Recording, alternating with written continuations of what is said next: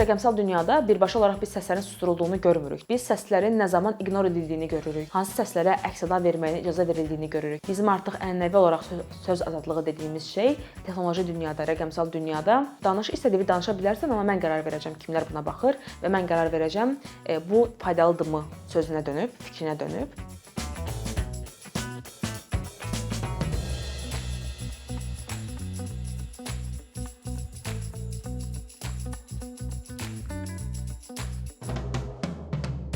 The Verge adlı Amerikan media platforması 2019-cu ildə moderatorların travmatik həyatına nəzər adlı bir reportaj yayımladı.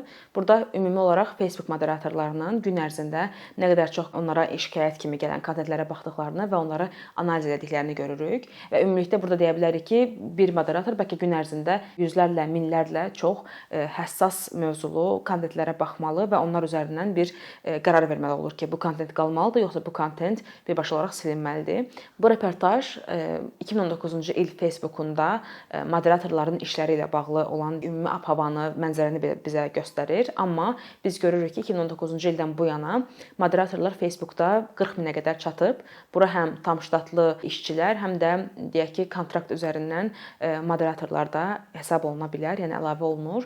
Moderatorlar əslində gün ərzində onlara gələn şikayətləri analiz edirlər, baxırlar, ümumi olaraq icma qaydalarına uyurmu, uymurmu? Çünki bildiyiniz kimi icma qaydaları da əslində metada olduğu kimi digər sosial media şəbəkələrində də olduqca, yəni çox punktlara sahibdir.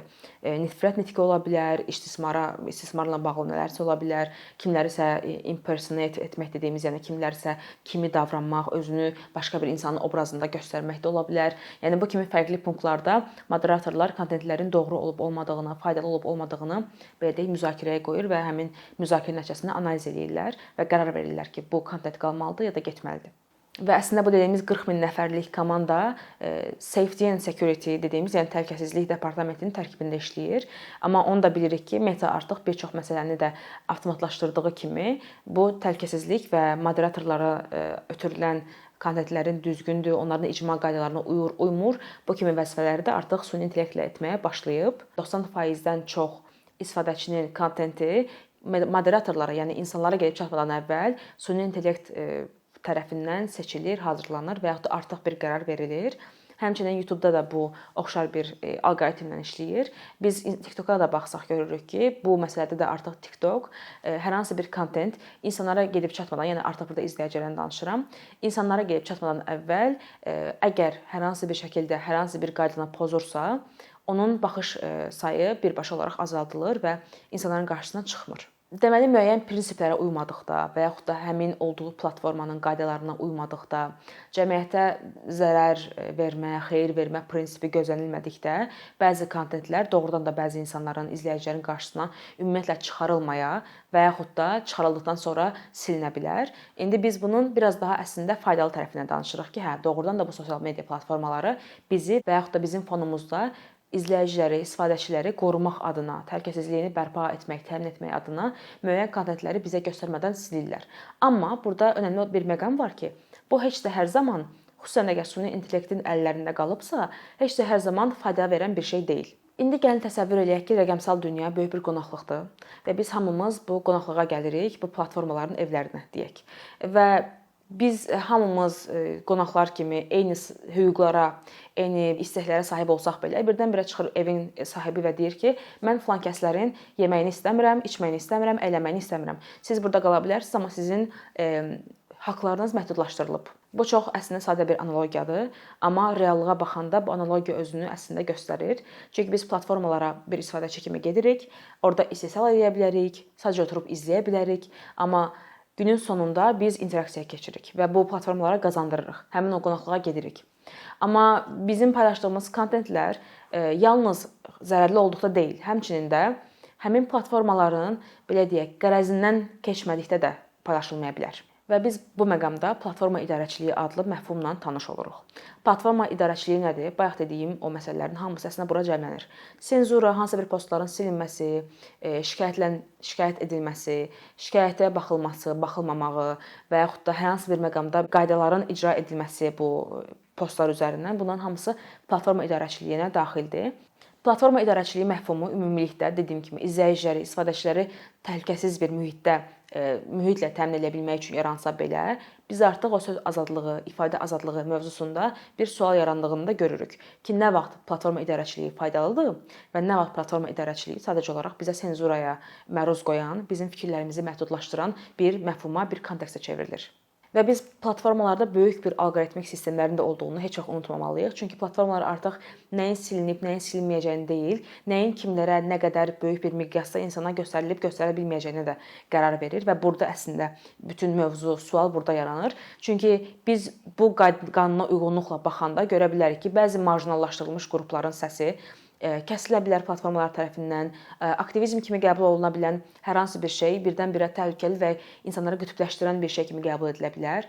Sosial ədalət mövzuları artıq kifayət qədər diqqət görməyə bilər. Xüsusən də bu qədər çox süni intellekt alətlərdən istifadə olunursa, bizim işimiz biraz da qərəzlərə artıq baxır.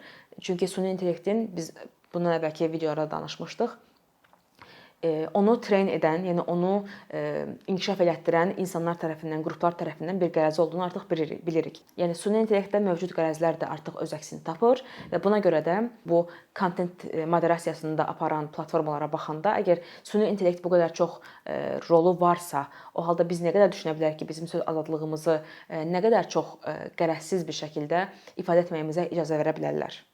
Məsələn, 2023-2026-cı ildə aparılan tədqiqatlar göstərir ki, süni intellekt tərəfindən aparılmış moderasiya bəzən satira, sarkazm, sosial ədalət və aktivizm kimi mövzuları konteksti tam anlamadığı üçün birbaşa silir və yaxud da daha az insana göstərir. Yəni burada biz artıq bir qərəzin mövcudluğunu anlayırıq. Çünki kontekst, mədəni kontekstləri, müxtəlif dillər, müxtəlif dillərdə ifadələr süni intellektin birdən-birə eləyə biləcəyi bir şey deyil. Əslində insanların da əslində müəyyən qədər sahib ola bilməyəcəyi bir şeydir. Buna görə ya biz moderatorların ümumi olaraq çoxalmağını tələb edə bilərik ki, bu əslində platformaların hazırda istəmədiyi bir şeydir. Platformalar nəyin düzgün, nəyin faydalı, nəyin faydasız, uğurlu olmadığını qərar verirlər deyə özləri haqqında öz fikirlərini bölüşmək istəyi üçün sosial medialara üz tutan insanlar bunu görmədikdə bu əslində cəmiyyətə bir növ faydadan daha çox zərər də verə bilər.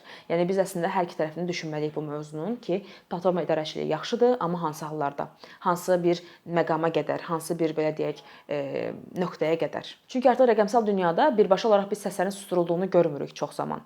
Biz səslərin nə zaman ignor edildiyini görürük, hansı səslərə əks-səda verməyinə icazə verildiyini görürük. Yəni bizim artıq ənənəvi olaraq söz azadlığı dediyimiz şey texnoloji dünyada, rəqəmsal dünyada artıq istədiyini danışa bilərsən, amma mən qərar verəcəm kimlər buna baxır və mən qərar verəcəm bu faydalıdırmı sözünə dönüb, fikrinə dönüb. Yazıçı Scott McClellan belə qeyd edir ki, texnologiya nəhəngləri doğrudan da bizim dünyamıza çox önəmli şeylər təqdim ediblər. Amma onların həm də bizim qarşımıza təqdim etdikləri o xəbər lentləri ki var, onlar bizi ya birdən-birə çox xoşbəxt eləyər, ya da çox birdən-birə depressiyaya sala bilər və bu məqamda biz görürük ki, bu qədər çox duyğu harmoniyasının və duyğu qarşılıqlığının içərisində onlar sanki bizim üzərimizdə Qvineya donuzları kimi eksperiment aparırlar.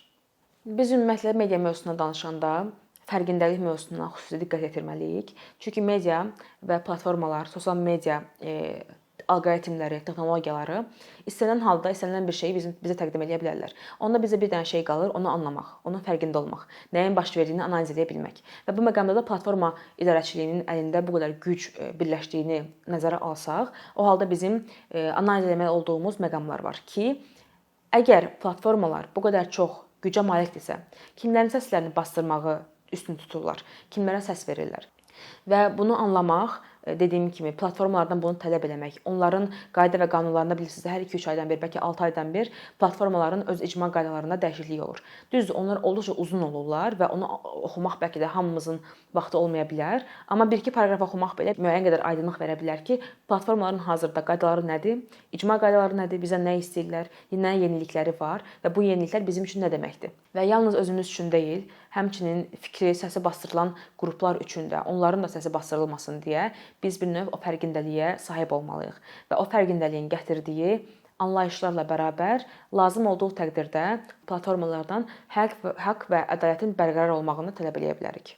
Nəzarət və platforma idarəçiliyi mövzusunda biz o axının necə baş verdiyini, alqoritmlərin necə işlədiyini anlamaqla əslində bir növ effektiv kommunikasiya üsulları da özümüz üçün kəşf edə bilərik. Və əlbəttə bu da öz növbəsində məlumatların haqsız yerə məhdudlaşdırıldığı məqamda onları anlamaq, onlar haqqında analiz etmək və onlar haqqında hər hansı bir, dediyim kimi, ədalət tələb etmə, haqq tələb etmə mövzusunda bizə güc verə bilər. Müzik